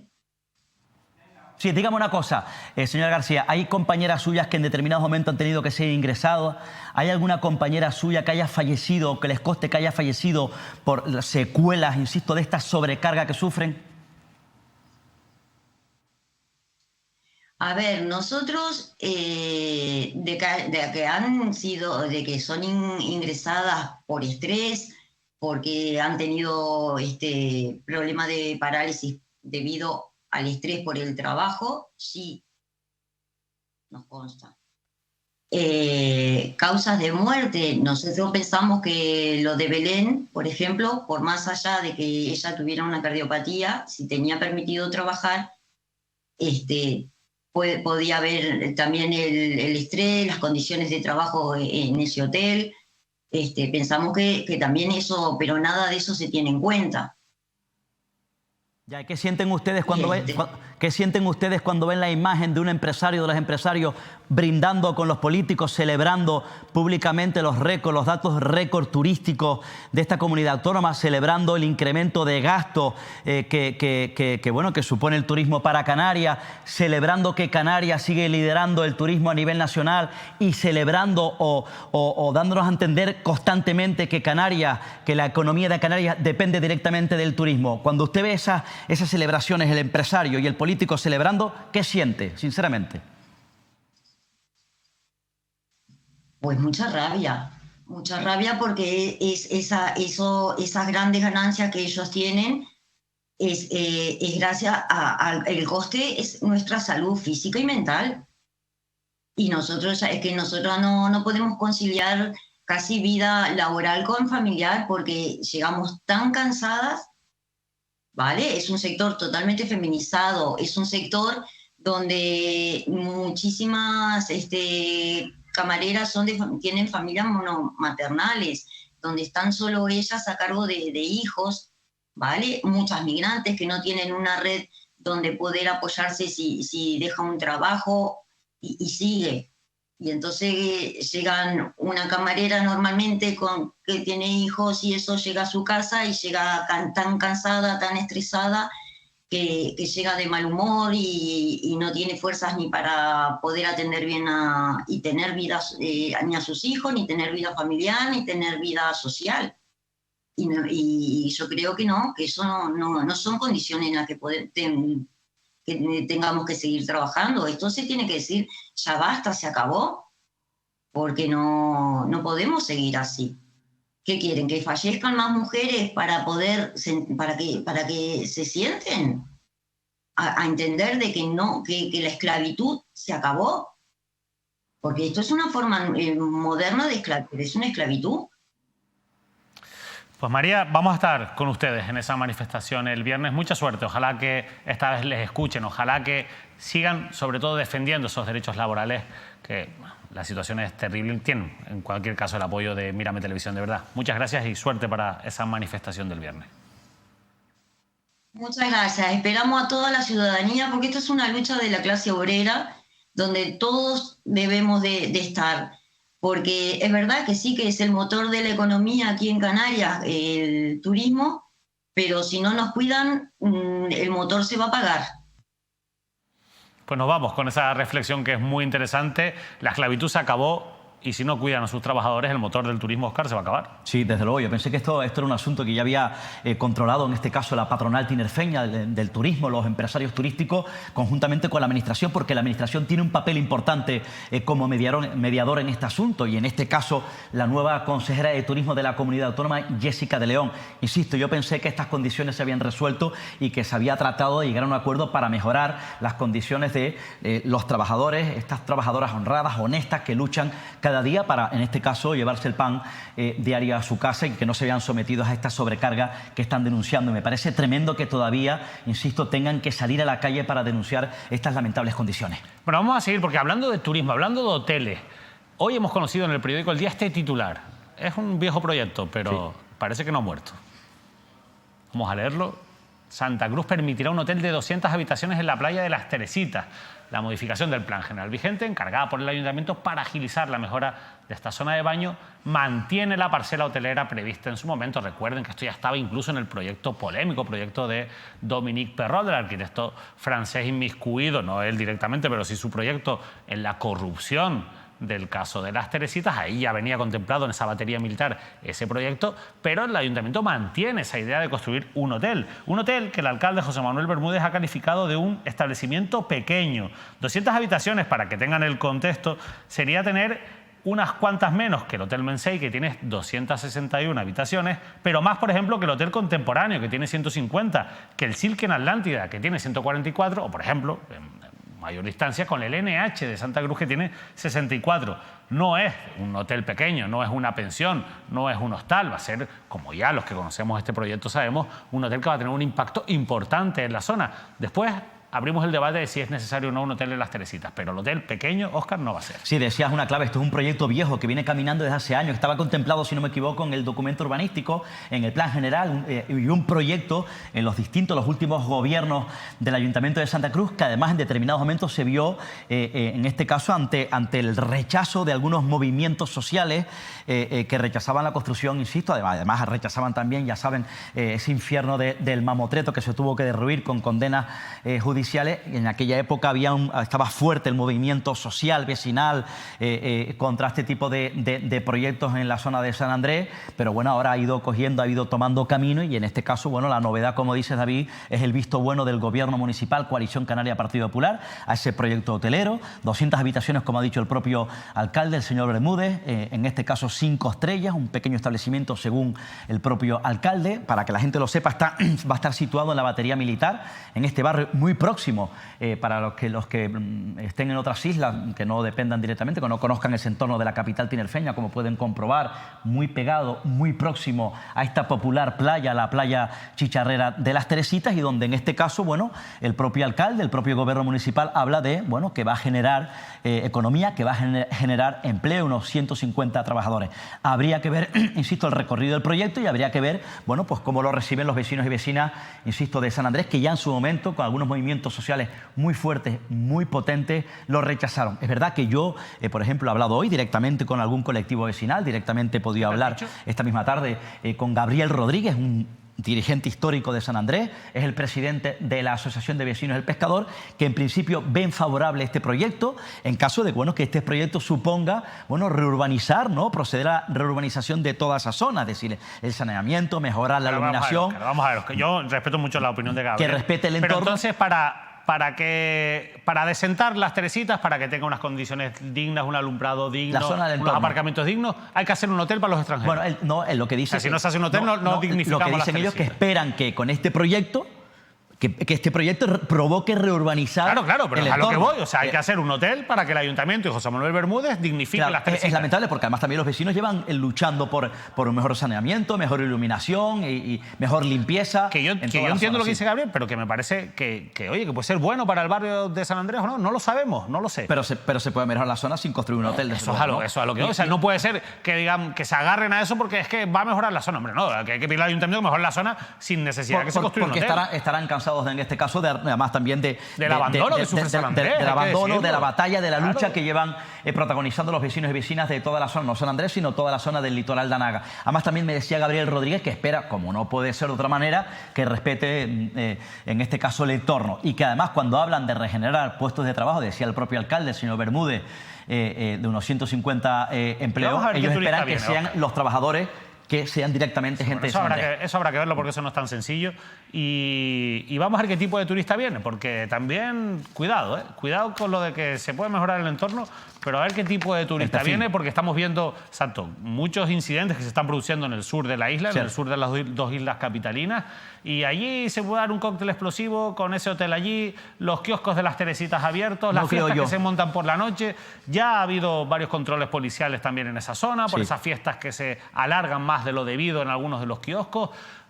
Vamos a ver que esto no sea un cóctel explosivo que sea más perjudicial. Hombre, yo entiendo que teniendo en cuenta que es un hotel de 5 estrellas, sea un turismo, un perfil bastante exclusivo, ¿no? Es decir, muy determinado. Por eso digo, vamos a verlo todo con calma, cómo camina y qué tipo de hotel y qué tipo de empresa va a gestionar ese hotel, si finalmente se hace, porque como decía Óscar, esto es un asunto que lleva en la gaveta años y que por diferentes motivos nunca ha terminado de salir adelante. Bueno, vamos a continuar y en Tenerife, en La Laguna, porque una de las noticias con las que más nos sorprendíamos durante estas vacaciones navideñas era esta.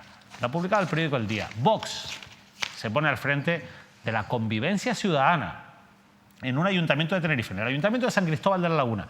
Manuel Alejandro Rodríguez presidirá el órgano local encargado de esta materia. Esto, obviamente, es una decisión que adopta por diferentes motivos, pero que adopta, y cuyo máximo responsable es el alcalde de La Laguna, Luis Geray Gutiérrez. Bueno, a un tuit que poníamos cuestionando las contradicciones de que Vox, partido de extrema derecha, se ha aupado por el PSOE a presidir una comisión de convivencia ciudadana. Hay varias contradicciones, ¿verdad? Ya solo en esta frase. Bueno, pues respondía una histórica dirigente también del PSOE en La Laguna, Mónica Martín, con este tuit. Lamentablemente, a algunas personas no nos sorprende. Todo vale para los sin valores, cuyo único objetivo es hacer del ejercicio político una profesión. Dar protagonismo a los intolerantes es la gota que colma el vaso. Formalizaré el lunes mi baja del PSOE lagunero por vergüenza. Mónica Martín, a la que, oye, a nadie se le puede escapar, que tuvo un enfrentamiento, ahora nos lo va a explicar mejor Óscar, con el propio Luis Geray Gutiérrez, o sobre todo con quienes estaban detrás de la candidatura de Luis Geray Gutiérrez, que en su momento ella también cayó en sus propias contradicciones, pero también a nadie se le escapa, como mucha gente le ha dicho en respuesta a ese tuit, que lo que ahí plantea es lo que otros muchos militantes socialistas están pensando, Óscar. Sí, lo que a mí me parece este hecho insólito, esto lo conocíamos en Navidad, ¿no? El hecho de que el Partido Socialista, nada más y nada menos que el Partido Socialista en una ciudad como La Laguna, una gran ciudad de Canarias, una gran ciudad, un gran municipio para el Partido Socialista que gobierna después de mucho tiempo o que asume la alcaldía, además teniendo en cuenta que estamos hablando de un alcalde joven, progresista, un hombre además también que es el secretario general del PSOE en La Laguna, me parece un hecho sin precedentes, además también en la política nacional, porque está teniendo impacto nacional sin precedente dentro de la Organización Nacional del Partido Socialista. Es decir, que el PSOE en La Laguna, que el Partido Socialista le ceda con esa facilidad la Comisión de Convivencia a Vox, tan bonito en Vox, esto es una opinión personal, para presidir en este caso una Comisión de Convivencia, es decir, y hay que decir Vox una cosa, Óscar, presidiendo una comisión de convivencia, cuando Vox ha estado, además también parte de personas, de gente de Vox, ha estado detrás de estas manifestaciones, de estas concentraciones, detrás, insisto, frente a la sede de las organizaciones socialistas en España, concretamente en Ferraz y, por cierto, también en Santa Cruz de Tenerife, que ahora les cuento. A mí me parece esto tremendo. Tendrá que dar una explicación, decía el propio Luis Geray Gutiérrez, que él era una decisión que tenía que tomar, que no podía... bueno, pero una cosa es que yo creo que es muy importante aclararlo. Una cosa es que el Ayuntamiento de La Laguna tradicionalmente se le haya otorgado un sueldo a los portavoces de los grupos de la oposición. Cierto. Una cosa es que haya que darle un sueldo al concejal de Vox y otra cosa es que haya que ponerlo al frente de una comisión de convivencia ciudadana. Cierto. A Vox. Es que, claro, las cosas hay que contarlas bien. Y claro, y habría que ver por qué. El por qué. Bueno, yo desde luego, porque el propio gobierno municipal, el propio alcalde no explica las razones. Dice que él no se va a meter en este tipo de decisión, que es una decisión que tiene que tomar como alcalde. Él incluso señala que ha sido un impacto del grupo mixto, que ellos lo han acordado y él solo ejecuta. Él es el que firma el decreto que pone el que hace el nombramiento. Aquí hay dos cuestiones. Yo entiendo que para que el Partido Socialista, el propio Luis Geray Gutiérrez, entiendo yo, si hay que extraer alguna clave, porque no es fácil sacar alguna clave, algún motivo, alguna razón de este movimiento insólito, sin precedentes, insisto, dentro del Partido Socialista. ¿Qué pensarán algunas organizaciones del PSOE en este país? Una de dos. O Vox ha apoyado al alcalde, o Vox está en la oposición, ha apoyado al Partido Socialista en algún asunto concreto necesario para el Partido Socialista, o, en este caso, desde luego... Yo entiendo además también que Rubén Ascanio, el líder de Unidas Podemos, el ex socio de Luis Geray Gutiérrez, y Alberto Rodríguez rechazaron, entiendo yo, esa comisión. Es decir, que se la han podido ofrecer, pero la rechazaron y cooptaron por la liberación directa. Insisto, entiendo yo que ha tenido Vox que apoyar algún asunto concreto al Partido Socialista para, desde luego, en este caso, hacer esta contraprestación. Es decir, luego, bueno, tú me apoyas en algún asunto concreto que desconozco y nosotros te damos esta comisión. Bueno, el líder de Vox es Manuel Alejandro Rodríguez. En este caso, ¿Y qué es lo que decías que ibas a comentar después? No, que yo espero que Manuel Alejandro Rodríguez no haya estado, insisto, este dirigente de Vox, entre aquellas personas que se concentraban durante estos meses frente a la sede del Partido Socialista en Santa Cruz de Tenerife. Entiendo que no haya estado, porque ¿qué pensaría Patricia Hernández o la dirección del partido en Tenerife, concretamente Patricia Hernández, secretaria general del Partido Socialista en Santa Cruz de Tenerife, sabiendo quizás ella que alguno de estos personajes, insisto, si es que lo ha hecho, se manifestara frente a su sede y que luego, insisto, si es que estuvo en esas manifestaciones su homólogo, es decir, el secretario general del PSOE en La Laguna, le da facilidades para que ostente esta comisión de convivencia? ¿Qué pensará, insisto, Patricia Hernández? Ahí ya saben, además también esto se produce después del pacto Coalición Canaria, Partido Socialista, Coalición Canaria, donde saben ustedes que Coalición Canaria asume servicios públicos, comercio, turismo, medio ambiente y juventud. Por cierto, Sergio Iroa asume un área dentro de Coalición Canaria. Yo conté en su momento que Sergio Iroa era asesor de presidencia y que recibía 54.721 euros. Ya es concejal, espero que ya no siga siendo, espero, asesor del presidente Clavijo. Por cierto, sobre ese pacto quiero decir una cosa. Sí. Saben que ese pacto se firmó, lo negoció la organización del PSOE en La Laguna con Coalición Canaria, y en la foto del pacto, cuando se terminó el pacto y se firmó el pacto, aparecen dos personas. Aparece Óscar Olave, que es el jefe de gabinete de Luis Geray Gutiérrez, aparece en la foto firmando el pacto con Coalición Canaria como secretario de organización del Partido Socialista en La Laguna, junto al secretario general de Coalición Canaria, el nuevo primer teniente alcalde, Fran Hernández. ¿Y por qué no apareció firmando el pacto junto a su socio Luis Geray Gutiérrez? Me llamó poderosamente la atención. Mónica Martín.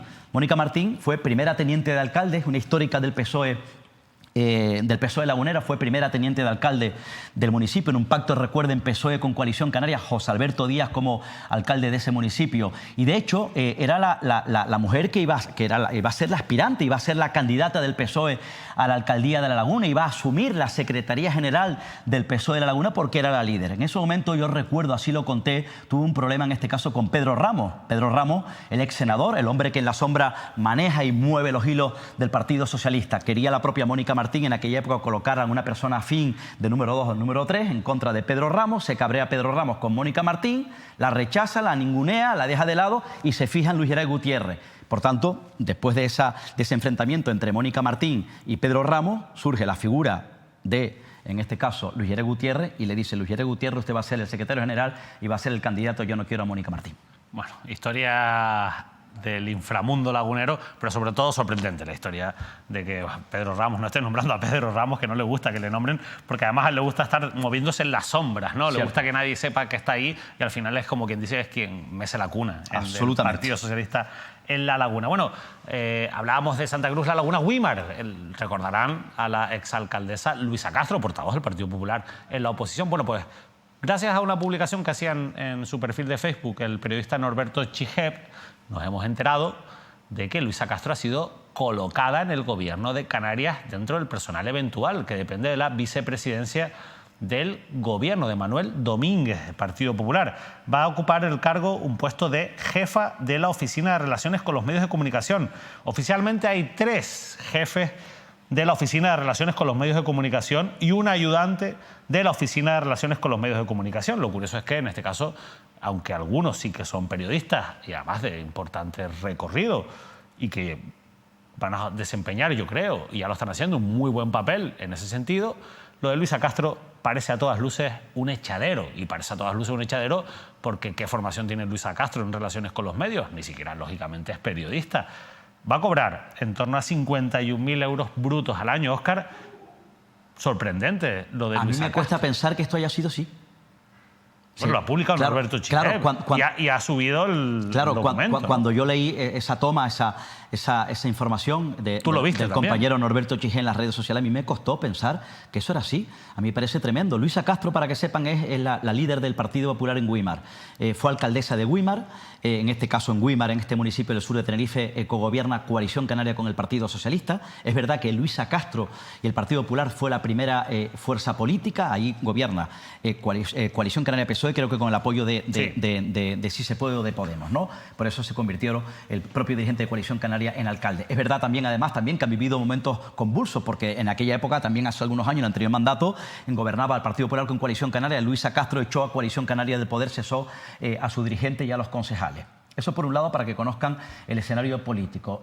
Luisa Castro es una mujer fuerte, una mujer muy apreciada del entorno de Manuel Domínguez, una mujer muy cercana al propio Emilio Navarro, el presidente del Partido Popular en la isla de Tenerife. Y ojo, porque también hay que contar, hay que decir que, bueno, pues ya sabrán las decisiones que toman en el gobierno autónomo. En este caso, según esa información, según publica Norberto Chijef, como personal eventual de la viceconsejería en este caso del gobierno de Canarias, porque Luisa Castro, esta dirigente del Partido Popular de Tenerife, está pendiente de alguna causa judicial importante que se está instruyendo en estos momentos en un juzgado tinerfeño. ¿Cuál era la responsabilidad, la tarea que va a asumir la propia dirigente del Partido Popular, Luisa Castro? Jefa de Relaciones con los Medios de Comunicación. ¿Y qué sabrá ella de medios de comunicación? Es lo que yo comentaba, además que hay 3 jefes, o sea, no puede haber 3 jefes, no puede haber más jefes que trabajadores, debería haber un jefe y otras personas que estén por debajo. Bueno, pues aquí hay 3 jefes, yo no sé cómo se van a repartir. Bueno, yo creo que, hablando claro, Luisa Castro no se va a dedicar a tener las relaciones con los medios de comunicación, había que buscarle un hueco, ese es el que quedaba libre, y hará otras cosas. No sé hasta qué punto asesorará. Yo espero que nos verá Manuel Domínguez, no verlo en un Sálvame o en un Fiesta o alguno de estos programas a los que a ella le gustaba ir, de salsa rosa, ¿no? Entonces, no lo sé. La verdad es que no lo sé cómo puede asesorar a Manuel Domínguez, pero ahí está colocado. Bueno, es un echadero, Oscar, no le des más vuelta. Al final, cuando se intenta buscar una explicación a las cosas que no la tienen... Será, bueno, pues asesora de Manuel Domínguez, por tanto habría que darle por lo menos... darle un sueldo. Habría que ponerle un sueldo. Un sueldo y por lo menos decorar un poco ese nombramiento. Insisto, si es así, me parece tremendo, me parece lamentable. Quiere decir, por tanto, que era la única que tenía que entrar en el gobierno del Partido Popular, porque además en Coalición Canaria ha entrado todo el mundo. Bueno, vamos con un repaso rápido de otros asuntos de actualidad. El pasado 22 de diciembre se formalizaba la adjudicación, que ya conocíamos en agosto, de la primera fase del circuito del motor de Tenerife. Proyecto que sigue adelante, que se ha adjudicado, como saben, a la UTES, a SIR Construcciones y a Contratas y Servicios Bahío, que han formado esta unión temporal de empresas, son quienes van a ejecutar esta obra. Tienen 40 meses y un presupuesto de 44 millones de euros de dinero público que va a llegar desde el Fondo MEDI, del Cabildo Insular y del Fondo FEDECAM por parte del Gobierno de Canarias, que cofinancian esta obra, que se va a repartir el gasto público del dinero, insisto, de todos, con estas plurianualidades de entre 2023 y 2027. El próximo año, que ya hemos empezado, 2024, 13,2 millones de euros, en total 44 millones. Este es el grueso del proyecto, el que va a ser, bueno, esta UTE va a preparar los terrenos, va a construir las gradas, va a construir la pista, va a preparar también el proyecto, el plan de prevención o la adaptación del proyecto al plan de avenidas, al plan de inundaciones, por ese riesgo de posibles inundaciones, y todo esto en una zona con una fuerte contestación social, un proyecto que incluso impulsó el anterior gobierno de Partido Socialista y Ciudadanos, que ahora ha recogido y que continúa Coalición Canaria y Partido Popular, y en el que entre las muchas cuestiones que se ponen sobre la mesa para estar en contra de este proyecto, que son muchas, que hemos abordado aquí muchas veces y que hoy no vamos a tratar todas, pero sí quiero que escuchen a Sisto García. Él fue uno de los fundadores de la asociación Tehuico, se dedica a lo que se denomina arqueología social. Son personas que intentan poner en valor el patrimonio arqueológico de Canarias y que buscan esos yacimientos que se encuentran al aire libre y que no están protegidos. Bueno, Sisto García estuvo aquí antes de las vacaciones navideñas y esto es lo que nos contaba. Por cierto, él fue, junto con su cabra, si escuchan bien, tiene una cabra como animal de compañía, el que encontró los yacimientos que obligaron a paralizar la obra de Cuna del Alma. Esto nos decía Sisto García. En el ámbito de Atogo se quiere construir ese circuito del motor y ustedes también han advertido de que, ojo, que esto es una zona rica de yacimientos arqueológicos. Sí. ¿Es así? Arqueológicos, etnográficos, arquitectónicos. De hecho, nosotros siempre superficialmente, nunca nosotros hacemos una prospección, como se nos ha dicho, nosotros no hacemos prospecciones, superficialmente, porque conocemos el terreno desde hace mucho tiempo. Si es verdad que después, andando, pues vemos otras cosas, siempre es caminando. O sea, se encuentra, tú lo ves. O sea, nosotros tenemos una gran experiencia que yo creo que muchos arqueólogos que comparten con nosotros nos valoran y dicen que tienen buen ojo, aunque yo tengo uno medio para allá, pero están y son etnográficos, hay una cantidad, hay 19 arqueológicos, estamos hablando de grabados, de cabañas, de materiales, hay 17 etnográficos. ¿Y esto está contemplado en el proyecto del circuito del motor? No, porque ya se hizo un trazado. Ya se hizo un trazado, se valora seguir haciéndolo. También una cosa que no vemos de un interés público como para hacerse en un lugar donde ahí tiene tantos valores, donde hay un plan de viabilidad hecho por la universidad que hay que leérselo porque no lo deja muy claro, donde la gente, hay que informar a la gente del circuito del motor. Yo no estoy en cuenta, yo soy motorista desde hace un montón de años, desde que tuve mi primer sueldo, me compré mi primera moto y tengo una moto ahí, sí. No la uso mucho, pero siempre he sido motorista, pero en estas condiciones no con dinero público, no en un lugar como es ahí en Atogo. Bueno, continuamos y vamos a irnos hasta la isla de Fuerteventura porque, así nos contaban nuestros compañeros de informativos, la celebración, una vez más, de una fiesta presuntamente ilegal en un espacio protegido. Se enfrentan a sanciones de entre 3.000 y 200.000 euros. A esta pena se enfrentan los promotores de los daños provocados por una rave ilegal celebrada en la cima del cráter de Calderón Hondo, espacio protegido ubicado en el término municipal de La Oliva, en la isla de Fuerteventura. La policía local del municipio ha podido identificar a los promotores de la fiesta ilegal para proceder al correspondiente trámite de denuncia. En las diversas imágenes difundidas del evento se pueden observar los diversos equipos de sonido y de producción audiovisual instalados en el espacio protegido, además de un centenar de personas asistentes al mismo. También desde el Cabildo Insular de Fuerteventura se han iniciado los trámites para sancionar a los mismos. El cono volcánico de Calderón Hondo constituye una zona sensible para la conservación de especies amenazadas, incluidas en el catálogo canario de especies protegidas, las cuales encuentran en esta zona un lugar idóneo para el descanso y la nidificación, por lo que los hechos podrían suponer una infracción por molestia, perturbación y destrucción de hábitats de especies silvestres en régimen de protección especial. El Cabildo pide que ante este tipo de infracciones se avise a las autoridades ambientales competentes a través del teléfono de los agentes de medio ambiente, policía local y Guardia Civil. La inconsciencia también de los ciudadanos, lo decía antes también Óscar cuando hablábamos del asunto de la limpieza, que falta de responsabilidad, ¿no? Cuando se ve que hay tanta conciencia ambiental para algunas cosas, lo veíamos también cuando se dio Justin Quiles un concierto improvisado en el área de La Tejita, toda esa gente que se desplazaba allí, y es como no darnos cuenta de que en nuestra mano está, sobre todo porque muchas veces las administraciones fallan en los controles, está que este tipo de cosas pues no ocurran, ¿no? Bueno, veremos en qué queda todo esto. Y antes de ir finalizando el programa, hay varios asuntos que no queríamos dejar pasar. El primero, Óscar, parece no, hay primarias, va a haber primarias en Podemos a nivel nacional, la va a haber también a nivel en todas las comunidades autónomas y también en Canarias. Conocemos, o ya ha trascendido, una primera plancha time sharing que va a compartir, digamos, esa posibilidad de liderar Podemos en Canarias durante los próximos 4 años y que encabezan Noemí Santana, la diputada en el Congreso por la provincia de Las Palmas y Podemos, y Javier Bermúdez, el que fuera director general del Gobierno de Canarias, ¿verdad? Sí, en este caso, bueno, pues... ¿Pero hay alguien más enfrente? Sí, se enfrentan a principios ahora de este año 2024 a este proceso de primarias. Saben que además también la que era coordinadora, lo que ha venido siendo coordinadora en este caso de Podemos en Canarias, Laura Fuente, que fue la candidata al Parlamento por Tenerife. Noemí Santana fue consejera de Asuntos Sociales, logró un escaño al Congreso de los Diputados, forma parte de ese reducido núcleo que queda en el Congreso de los Diputados de Podemos, y en Canarias porque han desaparecido gran parte de las instituciones. Una de las que se presenta es Noemí Santana, trata de liderar Podemos en Canarias en un tándem ahí con el propio nombre que trabajó con ella, que es el propio Javier Bermúdez, que fue director general de Servicios Sociales con la propia Noemí Santana, que si no me equivoco en su momento dimitió al frente de este área, insisto, si no me equivoco.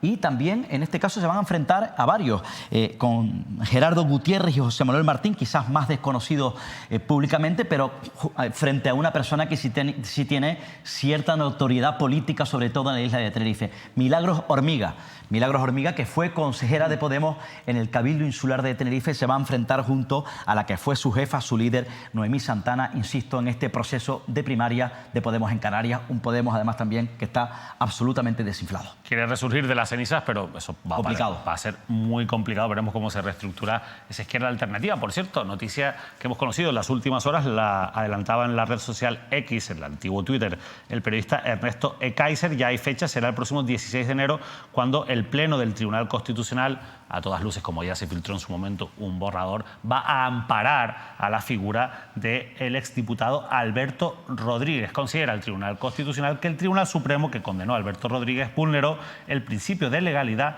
al incluir en el fallo pena de prisión con accesoria de inhabilitación, que después fue sustituida, como saben, por una multa. Así que parece que ya el 16 de enero se va a resolver este asunto que le costó su carrera política dentro de Podemos a Alberto Rodríguez, pero también su acta de diputado.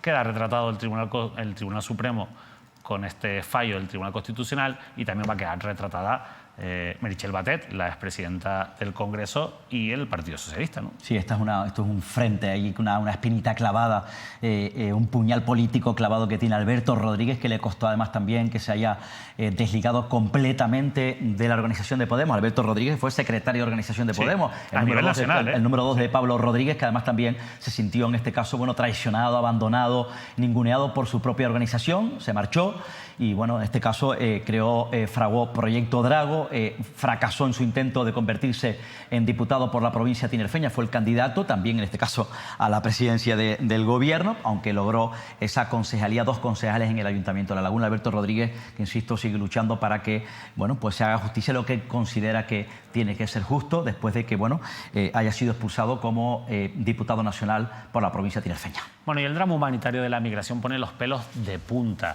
y las cifras no son para menos. 6.007 personas fallecieron intentando llegar a Canarias, intentando llegar a Europa durante el año 2023. También nos lo contaban nuestros compañeros de los servicios informativos.